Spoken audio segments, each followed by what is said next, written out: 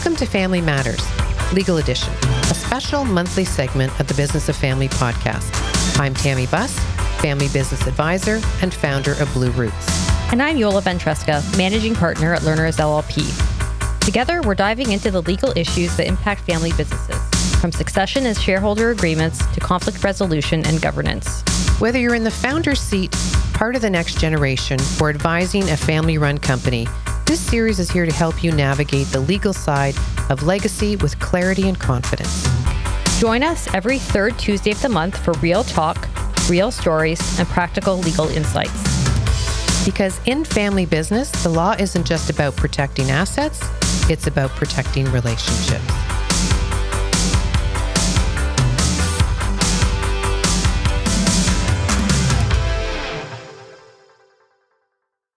Welcome, everyone. We're so happy today to have Mitch Brown joining us.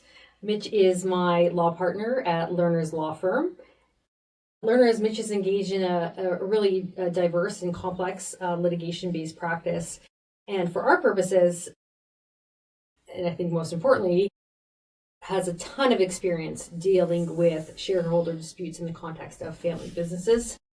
But if I can tell you a bit more about Mitch, because I feel some claim to him, some bragging rights, because it was because of a mutual friend Mitch joined Lerners. Mitch is a highly seasoned, compelling litigator.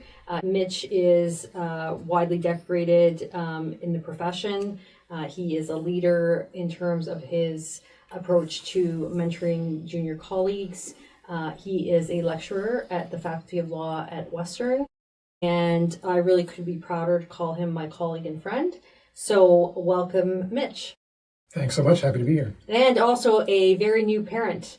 Yes. So we are very grateful that he joined us, coffee in hand and fueled and ready to go. Toothpicks to keep those eyelids out. That's right. Yeah, all good. New parent and new to podcast.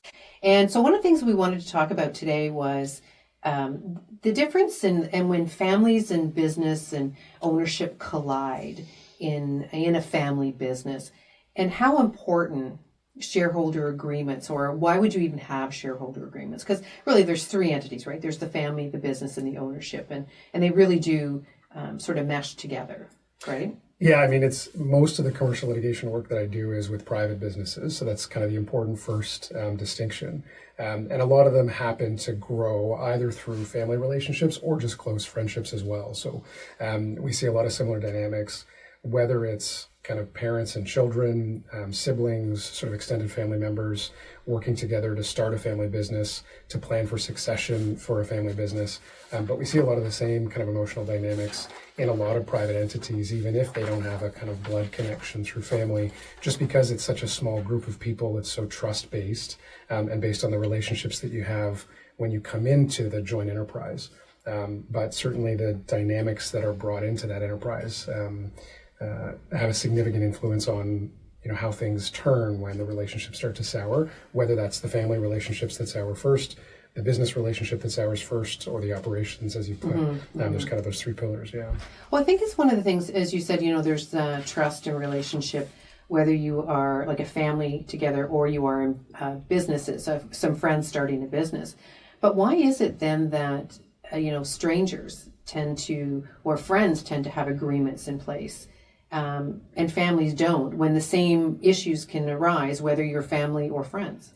Yeah, I mean, I think, I don't hold this against a lot of small businesses. They are really excited and energized by what it is they want to do.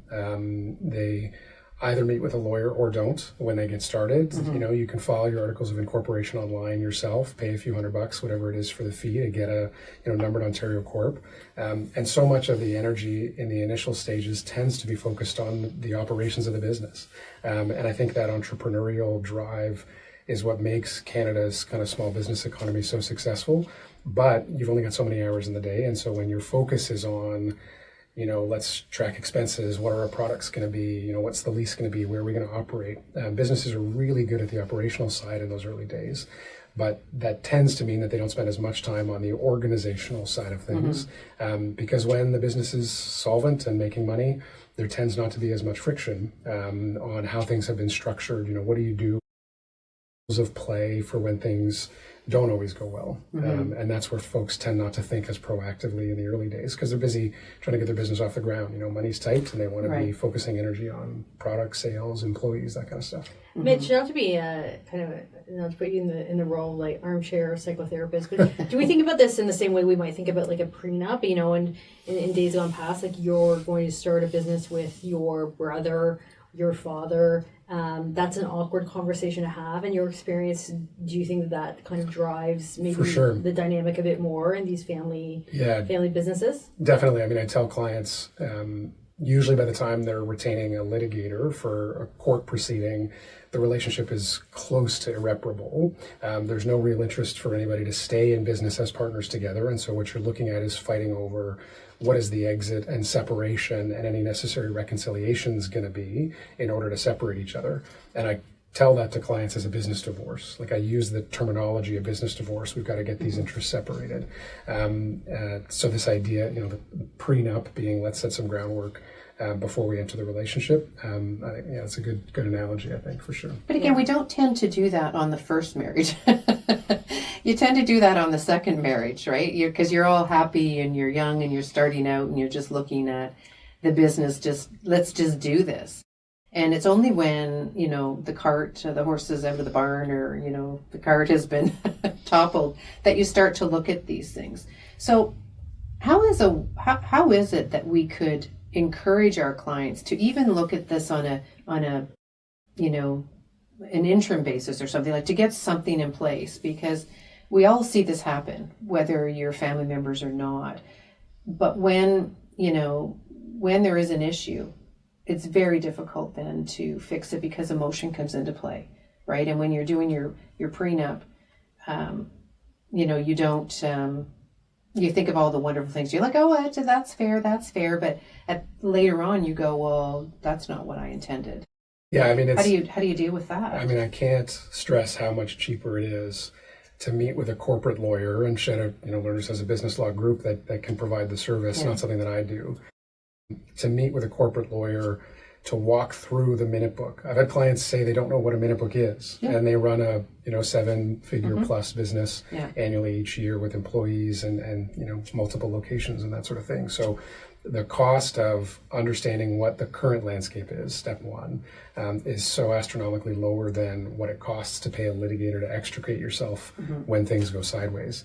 So as a first step, understand what you have in place. Usually these conflicts and the frictions don't come up in the second year of the business. Usually you've got 5, if not more, years of bad habits and things being done off the cuff because it's convenient and it's easier and everybody sort of trusts each other. But what that means is by the time you end up needing litigation support and you're going to court, you're now having to disentangle all those years of potentially bad habits that everybody's really participated in to a certain extent, or allowed to happen to a certain extent, without any knowledge of what the rules are supposed to be. So meet with a corporate lawyer, ideally before you start your business as part of that incorporation process, but having those discussions earlier rather than later. Tick, big long checklist. Super helpful, yeah. I think one of the things that Mitch does very well, and I've seen him do with clients, is that we work very collaboratively, as Mitch said, our litigation group with our business law group, and it's often the case that when we have clients who come in and they are starting a business, whether they be family or friends, it's often the case that our corporate clients will ask for the involvement of one of the litigators to give that perspective. It's often easier to hear that from a third party than for someone to bring it up. We understand that dynamic. I think Mitch understands that dynamic. And the other thing I will say about Mitch, one of the reasons that he really excels at this work is that there's a very high emotional intelligence there.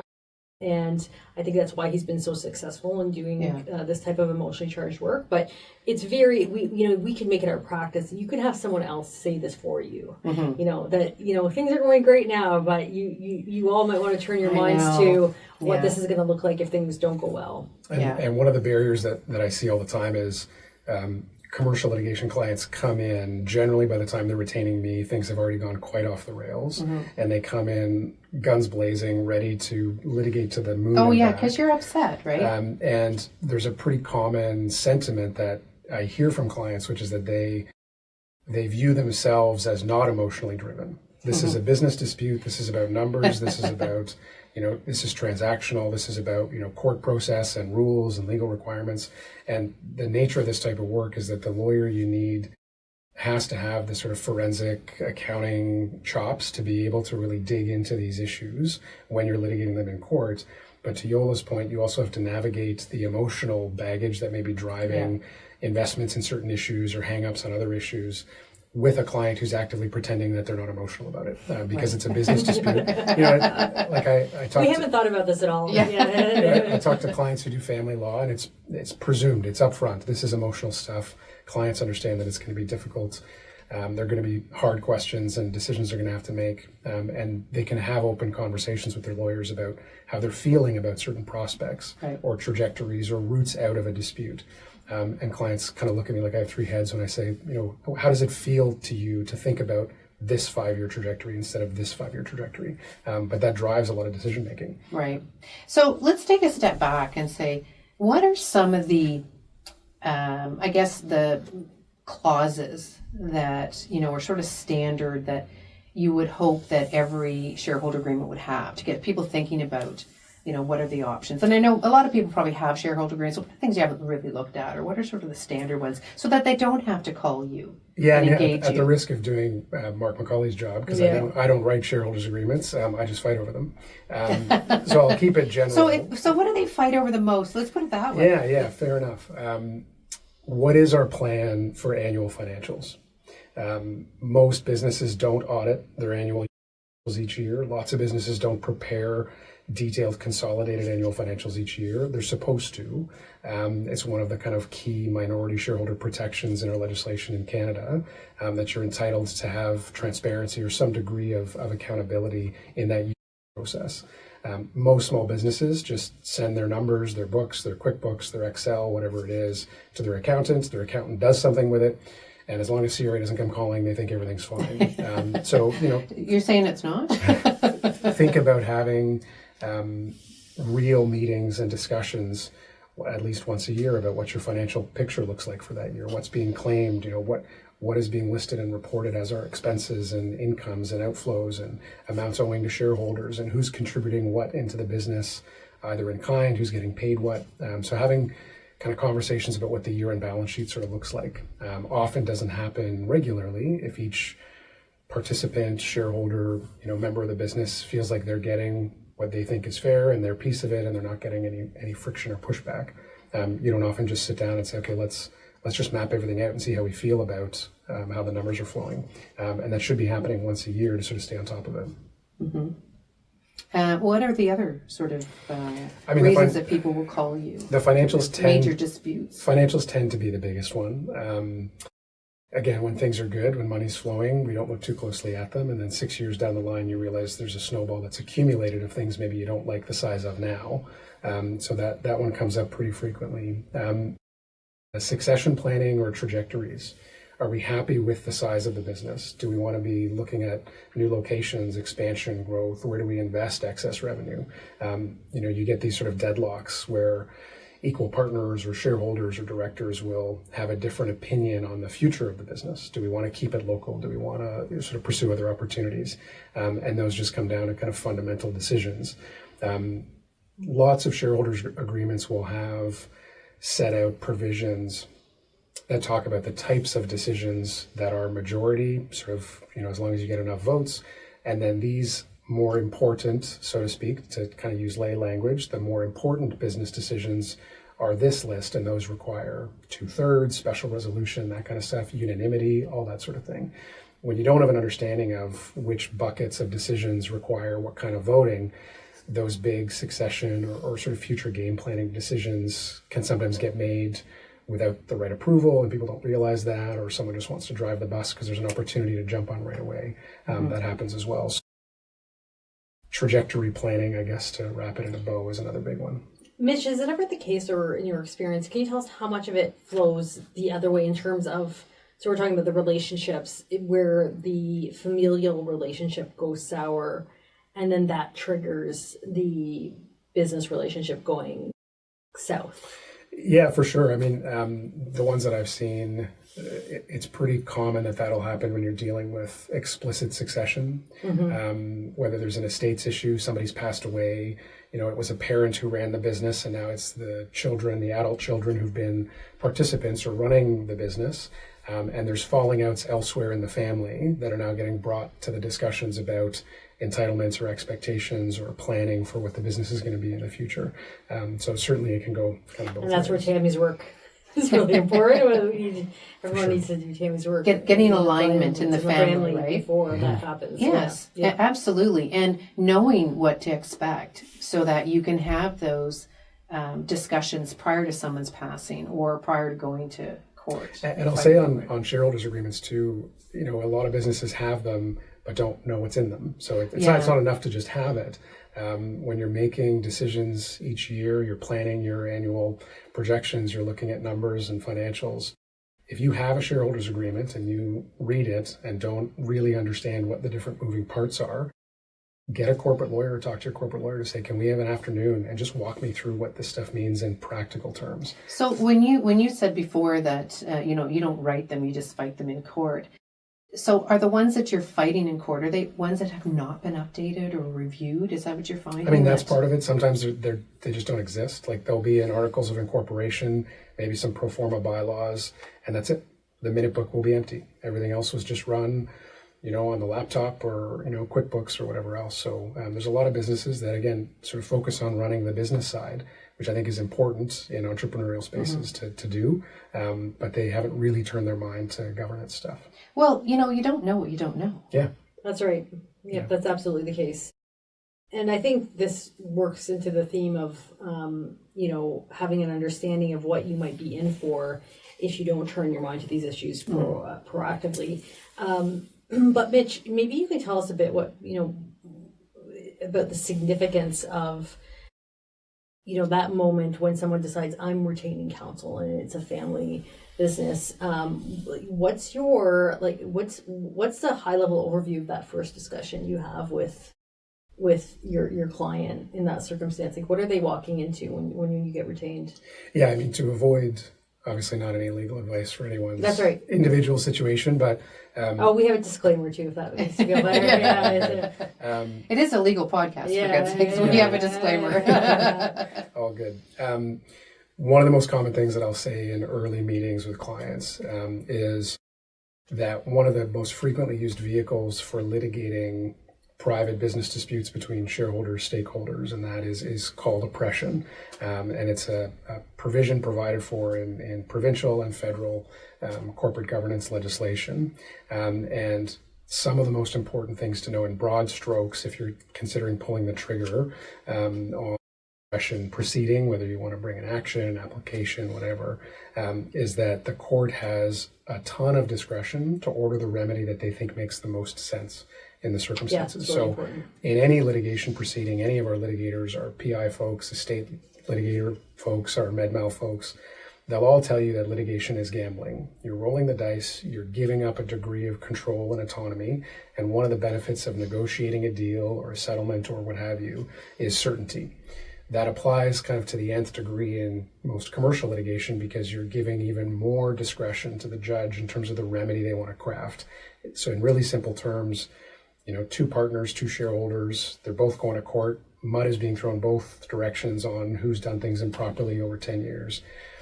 Party A wants the judge to do X. Party B wants the judge to do Y. The judge can do Z, which nobody likes and everybody opposes, and you're stuck with it. So there's even more, I think, than most cases, relinquishment of control or agency, which for a business can be really tough. You don't know what the future is going to be. Is the court going to order a buyback? Are they going to wind up the business, which they can do? So there's more risk, I think, when pursuing. So usually the folks that get to the stage that they're retaining litigation counsel already feel like their business is at the point where it may be going to unravel and suffer pretty severe consequences if they're willing to take that risk to litigate it forward. And it sounds like, a lot of times it is probably emotional again.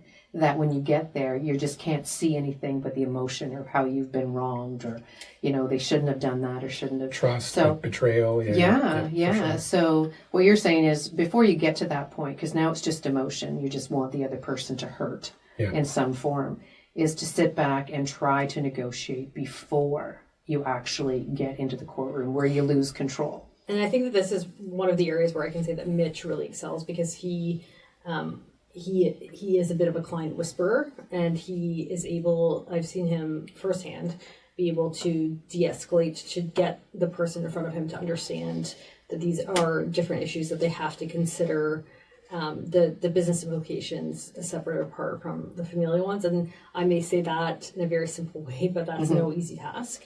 And so, you have in him a bit of a unicorn, somebody who's very skilled at negotiation, can be very tough in negotiation, but is also able to get the client on side, which is usually the hardest part in these types of disputes. And it's tough. Like, the courts are so busy right now, with all types of cases.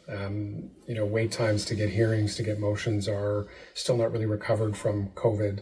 And so we tell clients, you've got to be prepared for kind of a long haul, a pretty serious investment in time, money, energy, to litigate some of these issues. And so it's important to really consider what opportunities there might be in a boardroom to get a deal done that avoids needing to defer the outcome however many years, even if you assume you win. There's value in getting it done today or sooner, to be able to move on and move forward. So, finding a litigation lawyer who's not just able to do the trial, has the skills, can do the execution, that's kind of the minimum, but also has the complementary skill set to say, let's really explore if there's an option to avoid that, if there's a good outcome that we can get for you. And if not, if the other side won't budge, if this one's just too messy and intractable, then we just go to the trial and do that. But you got to really try for both. And do you find it is, as you say, more messy when it's family in business versus friends? Or just business associates? It's kind of case by case, individual personality dynamics that come to the table.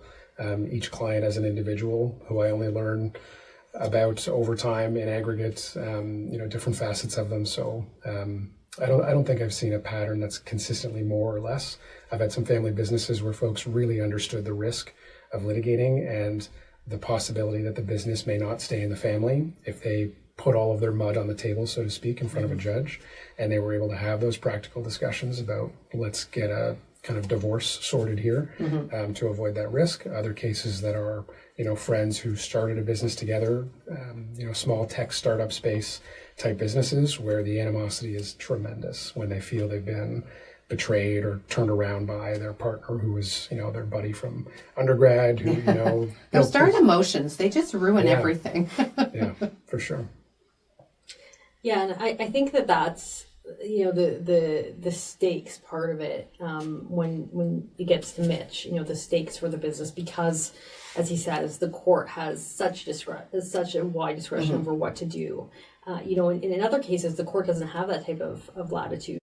Here, you're really putting all your hard work, your sweat, your energy into the hands of a court that may not do what either party wants you to do. So I think, being able to have counsel who is experienced in these matters and also able to speak to you in a way that, in which you're able to see the benefits of coming to the table and of trying to find a resolution if possible. And if not, has the capability, as Mitch does, to, get you a good outcome in court. Yeah, and on the point of outcomes, a lot of clients have an image in their head of what it means to go to trial, and to say their piece and to feel vindicated and, be in front of a judge and, speak their truth, all of which is really important and is a significant driver emotionally, to how they're assessing whether they want to, resolve, cut a deal or pursue something. But I often caution clients, I was going to say warn, but it's a bit extreme. The trial experience is never what you think it's going to be. No, I think warn is appropriate. It's not like on TV. It's not fun. Everybody comes out with bruises, particularly in this area. I tell folks, you have an intimate understanding of the 20 most important representative details or incidents that in your mind tell the story of this business relationship and how it collapsed and why you're entitled to what.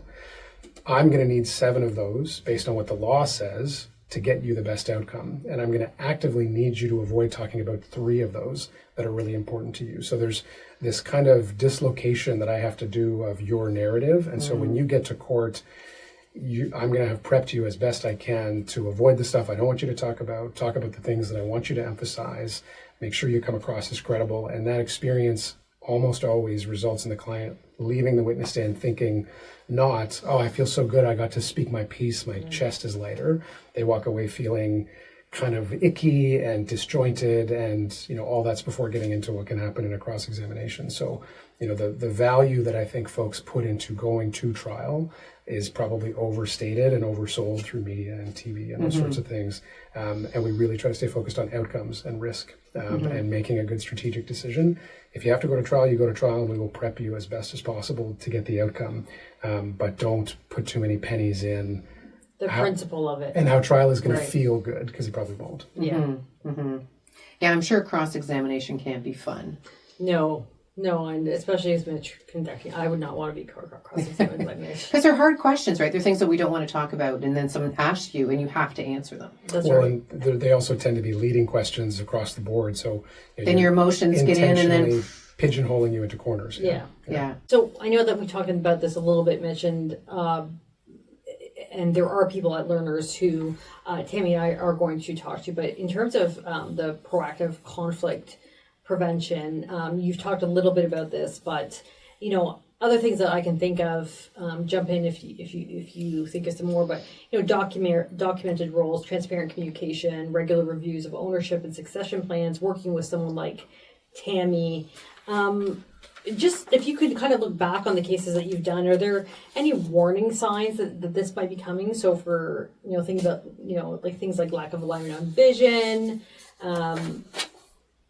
Speaking from my own experience in some of these cases, like pressure from someone gets married and perhaps now the spouse is weighing in. So pressure from people who weren't originally part of the business. Unclear compensation. Anything that you see that might tweak someone to come have a conversation with someone like you.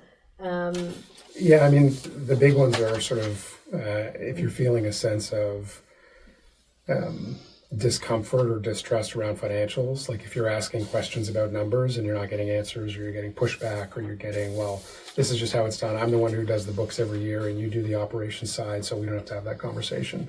A sense like you're not getting visibility or there's something behind the curtain often starts these conversations. Folks jumping on opportunities and making big decisions, a lot of times those can be framed as legitimate to say, look, this was a time-sensitive investment opportunity, either for a new lease or expansion or new supplier agreements, that sort of thing. And feeling like you're being kept out of the loop or decisions are being made without you if you feel like previously you were sort of more collaborative. So folks starting to operate in silos as a way to kind of generalize it often is a sign. To your point on kind of the list of proactive things that can be done, shareholders agreements, meet with a corporate lawyer, understand your own dynamics, how's your business set up, what are the structures, who's got what kind of shares, what's in the shareholders agreement if we have one. Something like a business plan, that the business people put in their words. We do it every 5 years, so you've got these touch points that you can always check in on where, as a group, we all collaborated and articulated X as, vision, where we've come from, where we're going, plans, objectives, strategic, etc. Doing that every few years kind of gives you those snapshot moments of what kind of everyone was on the same page about, because often these fights are about what you're not on the same page about. So, having those meetings. Reminding them what you're on the same page about. Having those meetings with partners, And if you're going to meet with a lawyer, corporate lawyer, to understand your minute book and sort of how your structure is set up, think about having a follow-up meeting with all of the partners with, the company's corporate lawyer, if the company has one, so that everyone can have those conversations. I think, here's a business, opportunity for lawyers is to have their business clients or their estate clients on call-up every couple of years, say, hey, have you done anything? Has something changed? I mean, that's my role as a family business advisor, to say, when's the last time you did this? Has anything changed? Maybe we should look at this. Because I'm not actually doing the work. I'm not the lawyer writing the agreements. but I'm reminding them that it's important to have these looked at. For sure. So I'm thinking law firms should be doing this. I mean, there's a whole other business. We often do, especially our corporate colleagues have these kind of regular check-ins. And for us, Mitch and I both do the litigation work, but we also do policy drafting, and we do work around employment contracts, and so we do check in, when there has been a big development in the law, for example, that changes your contracts. We'll reach out, or we'll send out a blast to our clients, because these are things that, while they require a foundation, they do also require upkeep. Yes. So there's this maintenance that has to be done. It's never a bad idea, if you think things are going south, to reach out to someone like Mitch early, so that he has the landscape, he can get a sense of what's going on, so that if things really blow up, he's on the ready. Because it's often the case that, especially with family, I think that people wait to retain a lawyer because that's kind of seen as the last nail in the coffin, so to speak. But and the cost, right? People think there's the cost, the time, like, oh, I don't want to do this. I don't want to perceive that I'm, going down this path. I don't want to make matters worse. But he can do two things. He can provide you some good advice at that point and kind of warn you about some of the things that he's spoken about today. But he can also then kind of just be in the wings. You can say to him, "Listen, don't really work on this. I'm just telling you what's going on. I'm getting this icky feeling, and I might need you. And I don't want to run up a ton of costs right now, but I want you to be in the loop in case this really does go south." Because it's much more expensive to intervene urgently. Yeah. It can be done. You can bring urgent motions for injunctions, freeze bank accounts, seize all that kind of stuff. But that stuff is tremendously expensive. Really expensive. Yeah. Right. Yeah. Right. Yeah. And speaking of the costs, I would say that, again, shout out to our corporate law colleagues. The cost of not addressing these issues early is really tremendous on the back end. Because as Mitch says, most people put off that decision to hire him, and then to, having a week to get before a judge and file a bunch of materials, and Mitch spending 100 hours in a week going through what's happened, with this company in the last 10 years. It could be extremely expensive. And sometimes you don't have a choice because you're not the one who's hired counsel in the first place. Maybe your partner has taken the first shot and filed a motion, and you're responding, and then you don't have a choice. You have to respond to that motion. And folks have difficulty, and I understand why, because the costs are so high, but understanding how difficult it is for us to give estimates on what we think something might cost in my fees or on the litigation side. But you have to remember that if it's opposed by counsel, then there's another lawyer who is driving procedural steps or decisions they may want to take that I don't have any control over. There are times when I have to react. I don't get to choose whether there's going to be a fourth motion or a fifth motion. I've got to respond to it. And so I can project what I think a simple trajectory might look like in terms of my costs to go from starts to relatively streamlined and not contentious interim procedural to an adjudication hearing. But all along the way, there's another lawyer working against me. We're working collaboratively and civilly as counsel, but they are acting in their client's interests as against ours. Right. And so there are things that could come up that I have no control over, but I'm on the record and we have to respond to. So there's no way for me to predict how large the snowball could become in terms of what that litigation cost will be by the end of the process. But you can reduce your costs by having you better prepped. So those other costs you can't necessarily change, but you can certainly change the prep costs. So having you aware of the situation in advance, so you're not, cramming 100 hours into the. I don't know. I'm pretty good at cramming if I need to, so it's not the end of the world. I will vouch for that. Yeah. Aren't you tired of cramming though? Like that was a school thing. Now you cram all the time. Like, ugh. Yeah, it's more so, folks who. Planning discussions with their partners or a corporate lawyer before things really get off the rails is where you get a lot of savings. Yeah. Oh, almost ready to wrap up here, but tell me, what do you wish every family business would do today? If you don't have a corporate lawyer, go get one and meet with them and understand the structure that's in place, things that you can improve, the state of your minute book, things you might want to put into it, update that are in it.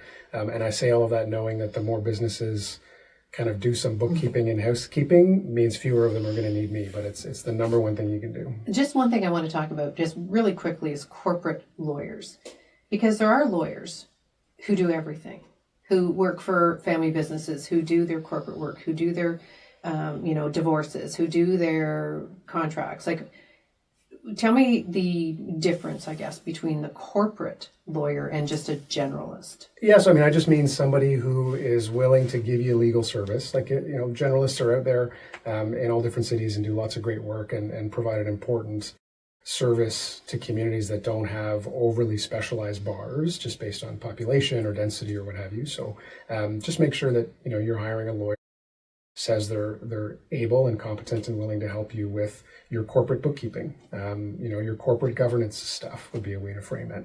I want someone to look through our minute book, help us with a shareholders agreement, update our bylaws, that sort of stuff. So it doesn't necessarily need to be a specialist at Lerners who just does corporate work. Our folks tend to be pretty efficient and affordable because they do this all the time. Mm-hmm. But certainly I've had really good relationships with folks who do other areas as well. And they've got a good eye. A lot of this stuff isn't super dense or complicated if it's the first discussion you're having. Right. If you've never looked at your minute book, if you're one of these businesses that doesn't know what a minute book is or that you even have one, that's an easy starting discussion to have with anyone who does any amount of corporate work or corporate structuring. And I think a really good point, Mitch makes a really good point there. In fact, some of our, we have very good relationships with sole practitioners in various small towns. And when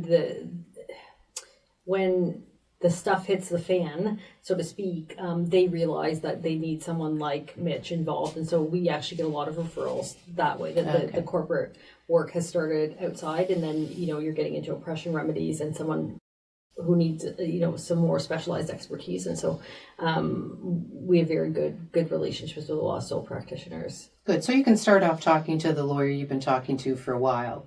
Yeah, and then keep going down. As long as they say they're happy to do kind of commercial work or support commercial stuff, for sure. Perfect. Yeah. That's great. Well, this is good. We have spoken before, and litigation is the last resort. And so what I'm trying to get across to families is to take a look at this stuff in advance.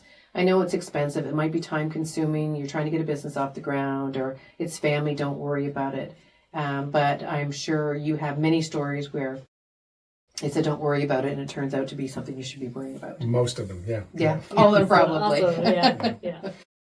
Well, thank you so much for joining us, Mitch. You were excellent in that role, and we really value your expertise and your insights.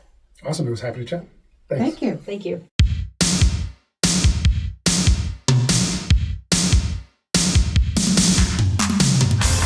Thanks for listening to Family Matters Legal Edition. We hope today's conversation gave you something to think about or talk about in your own family business. If you enjoyed the episode, be sure to subscribe, leave a review, and share it with someone who'd benefit from hearing it. Have a legal question or topic you'd like us to cover in a future episode? Reach out. We'd love to hear from you. Until next time, remember, in family business, what's legal is personal. Take care. The information shared in this podcast is for general educational purposes only and is not intended as legal advice.